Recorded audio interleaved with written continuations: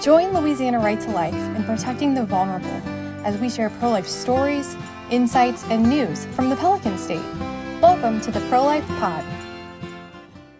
Hey everybody, welcome to the Pro-Life Pod. I'm Ben Clapper with Louisiana Right to Life, and it is great to join you today. The Pro-Life Pod, where we share all things what's going on in the pro-life movement in the great state of Louisiana.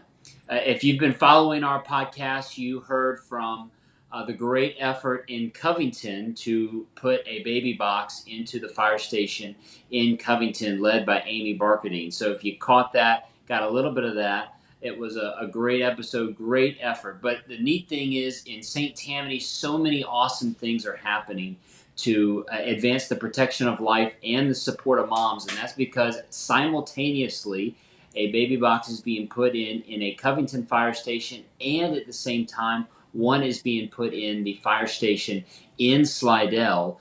So it's going to be a race to the finish, but we're just going to let it be a tie that they're putting these in at the same time. What a gift, what a treat. For those of you who don't know, we're going to share a little bit about what a baby box is, a safe haven baby box, how important they are. It was started in Indiana, and recently, a few years ago, a piece of legislation was passed at the state capitol that allowed them to be put in hospitals. But this past legislative session in 2024, a law was passed allowing them to be placed in 24/7 stationed fire stations. And today we have the privilege to have on with us from the Slidell Fire Department, Chief Chris Kaufman, and we also have from the City Council of Slidell, City Councilman Trey Brownfield. Gentlemen, today. Thank you, Ben. We appreciate it. Yes, we appreciate you for having us. Absolutely. Well, I mean, if you two could start, maybe just introduce yourselves for everyone listening. My name's Chris Kaufman. I'm the fire chief here in Slidell, Louisiana. Been on the job 36 years. I'm Trey. Years, Chief. Great to have you on. I'm Trey Brownfield. I'm only 34 years old, but I'm on the Slidell City Council. Been on the council about 3 years now, 2.5 to 3 years, somewhere between there, and just involved here in the community a lot. That's awesome. Now, Chief, I can't imagine you've been chief for 36 years, right? No, I've been the fire chief for the past 11 years. Yeah, that's still a pretty long time. Yes. And Trey, obviously, as city councilman, you've been doing, I would say you go above and beyond what a normal city councilman does. You're involved in so many different efforts to build up the Slidell community. So it's great to have you on, and appreciate all you're doing and really getting the ball rolling on this project, right? Wouldn't I say that the Safe Haven baby box in the Slidell fire station, Trey, you kind of got the ball rolling, or maybe you can y'all can share the history of how it got going. So reached out to Chief, 2-3 years ago. I think we just had a phone conversation. I said, hey, we want to put in a Safe Haven baby box. And he's like, can't do it. And I'm like, wait, why? And he's like, well, there's state laws. And so, as you know, our state representative of this area changed. And so we got Brian Glorioso elected to that position. Brian is a great champion for the pro-life movement. And after helping him with his campaign, I said, hey, I'd like for you to do something for me. And he says, what's that? I said, I'd like for you to work on the Safe Haven baby box law if you can and get it implemented. Well, as we all know, politics have changed in this state this last election. Excuse me. And so Senator Bass actually carried that bill. It was supported by many people throughout the legislative initiative. I'm sure you helped probably get that through and everything like that. So it was a great movement. It was something that we're very happy got done. And then, along the way, we had people call us. Missy Spinoza, she's with the band Witness. They were just inducted into Louisiana Hall of Fame. She called me up one day just telling me about this vision that God gave her. And she called the chief up, and chief says, you need to talk to Trey. He's helping lead this effort. And so it's really been a great partnership between the chief and I and other people in the community. Brian, Councilman Patrick Burke, retired fire chief Randy Pewitz. Covington. It's been a great beautiful picture to see all of us come together to work on this, to bring this to Slidell. And if I can add, I mean, I just think that we've talked about it for several years. And I remember when Chief Pewitz was fire chief of District 12 in Covington, we had these conversations, and, I think we had an awareness about a baby box, and we talked about it, but there were so many hurdles to get over. And really, Trey's got a lot of good, positive energy involved in the community. And, when we talked, and, his relationship with Brian, he says, look, I'm gonna approach, Brian, and see what we can do to get the law in Louisiana changed to allow us to do this. And quite frankly, without that happening, we wouldn't be here today. So Brian Glorioso played a major part in really opening the door for Louisiana. Great. Thanks to State Rep Brian Glorioso. Everyone look him up and give him, encourage him and thank him for helping to pass the law to make this possible. Yeah, Trey, Louisiana Rights Life supported that. We wanted it to be in fire stations a few years ago, and it just didn't work out. Water under the bridge didn't work out at the time. There was some safety concerns, but I mean, your fire station chief, I mean, you're a 24/7 facility, right? Yes, yes. And so if in this instance a child were to be placed in the baby box, y'all are there 24/7 to be there for that child. Yes, and I mean, fire stations across the country are known for being a drop-off location for a mother that's in that situation. And, of course, there's the laws that have to be in place to make it happen. But yes, a fire station meets the criteria, having personnel there 24/7. However, the design of the box and the alarms that go along with the box, not only does it send a local alarm, but it also notifies our 911 system in the event that the firefighters are on another call. So there's a backup to the backup to make sure that baby is going to be responded to within 5 minutes. Absolutely. And so, Chief or Trey, whoever wants, just to back up, the safe haven law. Now that's been around for a long time. Which Chief, maybe you'd want to share with everyone who may not know much about the safe haven law. I can as well, but and then has your station ever encountered, or in your time encountered, a safe haven situation? I'll tell you, we haven't had a safe haven situation with a baby. We've had parents stop at a firehouse because they're having problems with their children, and obviously that's not what the drop off is for. However, in 2015, we did have a mother that discarded her baby in a dumpster in the city of Slidell at a local apartment complex. So we were definitely aware of what could happen. We responded to that call. I remember that call. And of course, from a legal standpoint, part of what Trey and I are doing from a campaign standpoint is an awareness campaign, just so young mothers, get the word out that there's a process that's legal if you get yourself in this situation, and you don't feel you can raise the child and you're going to give this child up. There's other options, and not to, just discard that baby and not give it opportunity or give it a chance to have a family. So, safe haven law allows a mother to drop their baby off within 60 days with no legal recourse, no liability. And they can drop that baby off to any licensed facility, a hospital, fire department, police department, and without any recourse. Now, the baby box kind of really defines the process and leaves very little room for error, because once the mother approaches the box, and opens the door to the box, an alarm goes off. They also get some literature for that mother to take with them as far as counseling and direction. But once they place that baby in that climate control box and close that door, they can't open the box back up. And of course, that sets off the local alarm, and that baby is now technically in state custody at that point. And that's kind of how the process works. But from an awareness campaign, we just want people to know that there's another option. and give that baby a chance at life. And we're just glad we can be one of the first ones in Louisiana to give that opportunity to mothers that find themselves in an unfortunate situation.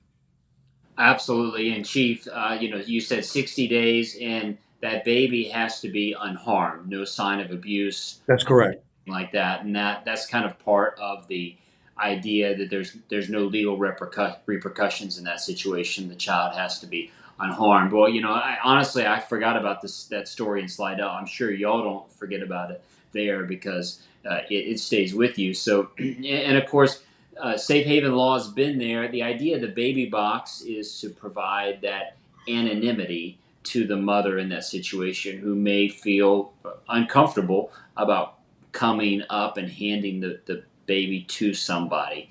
That's kind of how y'all see it, that in addition to the public awareness campaign, you're providing an option that really is not available right now, that tries to preserve that anonymity. We're not just providing an option, it's almost a help to the mother. When they open up that door, there's a bag of resources for them for say suicide, say mental health, all of these things. There's a bag of resources for that mother, and so this box isn't just about the baby. We care about the mother too, and so probably our little box will put some lotions or something to help the mother process what she's going through. I couldn't imagine, I'm a father of two, but even being a mother, to be in the state that mother is in, to give up that baby, I'm just as worried about her as I am about the baby. And that's why the baby box fits helping the mother too. It has that resource. It gives her that anonymity that she might want or need, because it is or I would assume it's a shameful feel that you have, that you can't provide, or that you don't want this child any longer.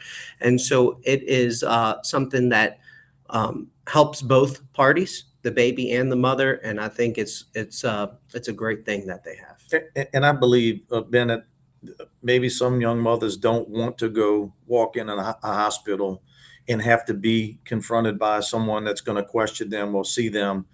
Take a picture of or them. take a picture, have them on video. So it's intimidating. So yes, it's anonymous, and part of our campaign is going to be putting that awareness message out that we do have a baby box here in Slidell, Louisiana, and that you can actually do this process legally, and be the best option at that moment for the baby and the mother. That's awesome. Thank y'all for stepping up and doing this. And it's certainly taking your time, energy, and effort to do this. And I'm sure, Chief, you have a lot of important things to do. So certainly, just we appreciate what you're doing. How's it received, Chief, among the fire station, among your team there at the station? I have to tell you, I mean, first of all, embraced by the community. Councilman Pat Burke helped us with that campaign. We have just been embraced with this. I've heard nothing but positive feedback since we first did the first press release. From a firefighter standpoint, I guess I'm partial as fire chief, but sometimes our employees truly amaze me on their compassion and empathy, and they have embraced the process, because they have to know and be trained on the box at the firehouse, and know what to do if the alarm goes off. And for the past 6 days, including today, we do 24 on, 48 off, so it does a 24-hour rotation. So today's the second time for each shift to go through it, but they've embraced it, understand it. There's been conversation, if there was a baby that was put in that box, what is the adoption process? So I say that because, not every family can have children. That's right. So it has sparked some conversation around the firehouse as well. If an event we do have a mother drop a baby off, what that process would be, and that becoming awarded to the state and child services, and how would you go about adopting that child? So a lot of positive comments. The firefighters have embraced it. And of course, this can happen 24/7, that the alarm goes off at the house. So They have been very open arms and very much touched my heart in this process. That's awesome. Congratulations. Sounds like you have a great team ready to implement in this and help out. So, Trey, tell me about the process of, to get, because I mean, obviously, I can't imagine Slidell Fire Station has a line item in their budget to purchase the device, the box, which again, I think it's important for people to know. We can't show you pictures. We're not showing you pictures right now, but box is kind of is not the best word here. I mean, this is a safety device, or wouldn't you say? I mean, it's a lot more high tech than a Yeah, box, right? absolutely. And a box would be cheaper. So no, you're absolutely right.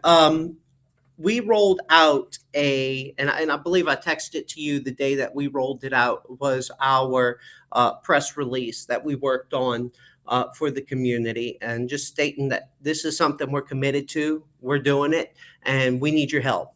And so we estimated that we would need about $22,000. Of course, before coming out with our estimates, we had people who Glenn Payne with Clearview Glass here in Slidell. He has donated the labor to install the box for free. I mean, that's just the type of people we have in Slidell. Slidell is such a giving community. And so St. Tammany Right to Life, they stepped up with $1,000. Journey Fellowship Church, they stepped up with $1,000. And then we launched it 1 week. We got a call over the weekend, and then on Monday get a phone call from somebody, assistant, and she says, "Hey Trey, I'm calling. I need to know how much you need for the baby box." I said, "Well, we're looking to raise 22 to 25,000 because we got to pay for the awareness campaign as well." And she says, "Okay, so where are you at?" I said, "Well, I got two $1,000 checks the first week, so we need about $20,000 more." She's like, "Okay, so 20,000." I was like, "Yes, ma'am." She's like, "All right, well, I'll write you a check and you can come pick it up." And I'm like, "Well, thank you so much." Um, uh, uh, she did not say the amount. She just asked how much. So further in the conversation, she's like, "Okay, so I got your $20,000 check here." And I said, "I'm sorry, what?" She says, "I got your $20,000 check." And I just started crying on the phone Wow. because it was done. We could start moving forward, and it's just a beautiful testament. This individual was asking God, "I want to do something in the community, but I just don't want to donate to a nonprofit. I want there to be something tangible with my donation and what I do." And when he saw our interview, I believe WDSU or something like that, he called the chief. And so, Chief, you can. I actually know him, and I don't want to announce his name today, but he will be present at the press conference because I've asked him to be. But we had a conversation about a lot of other things, and he just threw in the baby box. He saw the story that we did on one of the news stations, and he just very low key said, I want to make a donation, and of course he's asking me who to write the check to, and I'm texting Trey on the phone, and I'm sending him pictures of where to send the check to Right to Life, and I said, yeah. He said, you want to come pick it up? And I didn't pay any attention to picking it up. I said, you could just send it. I mean, he's making a donation. He didn't tell me how much. And we talked as a very humble individual that I've been knowing a long time. I know his parents as well, and local businessman. And he wanted, as Trey said, he said, I want to do something that's going to have an impact on the community. And we talked for another 10 or 15 minutes, got off the phone, and it wasn't till Monday, Trey calls me and says, we got this donation for 20,000. I said, you got to be kidding me. He said, I'm going to pick the check up, and I'm speechless because I said, man, he didn't tell me how much, because now this project's actually going to get done. And it took me a week to reach back out to him and talk to him. That's awesome, man. What a blessing it is when people step up and make things like this possible. And I mean, look, it takes people of all different stripes. Like you guys, Trey, you're the organizer, the promoter, Chief. You've enabled it, right? It couldn't done without you, and then it couldn't be done without that supporter. So, what an awesome testament to Phenomenal. our people together to get this done. There's been plenty of more people donate. There was a lady out of Lafayette who just sent us a check. I think it was like over $3,000 she sent. So we're going to use that towards the awareness campaign. We're looking to put things in high schools, some folders. We're looking to put things at the hospital in the birthing unit to where the mothers take home. Look, we don't know. We say this all the time. It's a great thing to have, but you hope you never have to use it. That's right. And even though we hope to never have to use it, there's such peace and comfort in knowing that that day in 2015 when that baby was tossed into the dumpster, that doesn't have to happen here in our city anymore, or again, I should say. And so it's a great thing. It's a thing that, a lot of people in our community, it's just amazing how much people forget. I don't understand why we have this. Do we have this problem here? Blah, blah, blah, blah, blah. And then I post the 2015 story and people are shocked. Like, I didn't realize that. Oh, I forgot about that.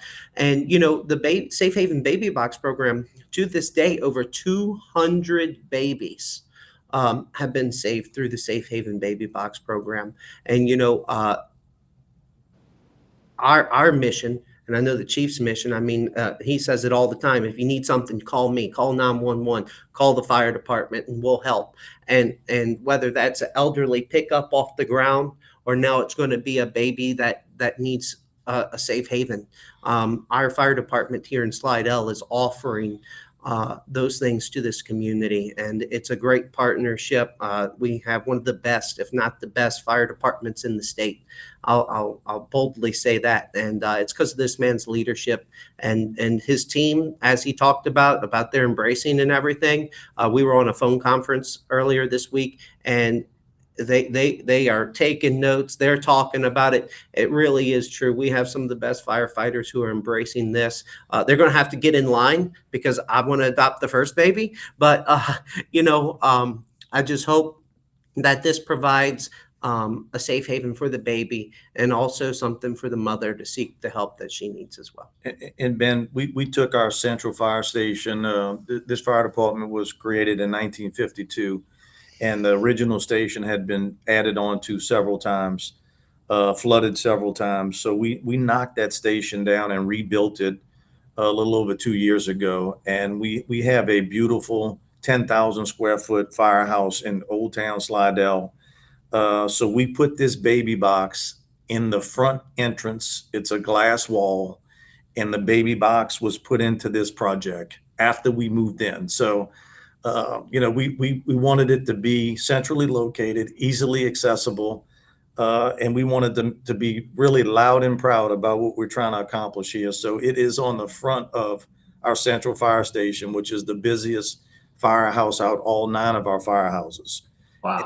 And again, it's a joint effort, community effort, and it's amazing when we all pulling in the same direction what we can accomplish. And this has been truly a great journey that we started on a couple of years ago. To see it coming to life, in front of us is just truly amazing. St. Tammany is really going to be a leader in this around the state between Slidell and Covington. The word's going to get out. More and more people are going to be interested in what is happening. Chief, what would you say to another fire chief around somewhere else in the state that's interested in doing this? I would say absolutely make it a priority. We respond today. All fire departments are all hazard. They respond to everything.